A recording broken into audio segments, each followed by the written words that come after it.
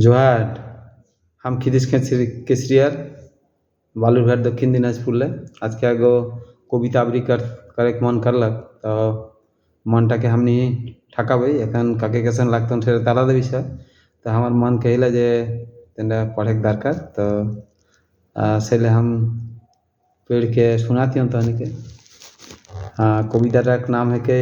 चूल्हाई झीका उ कलम खितिस खेत केसरियर 23/2/2025 तारीखे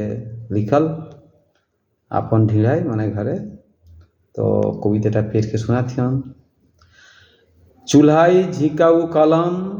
शोभई जेटा सुदुम पकेटे पकेटे अंथौरी काली टुपटुपाई टुबी लेवे अपन पेटे चाक चिकन रांगल मुँह देखाय काथा एको नहीं फूटे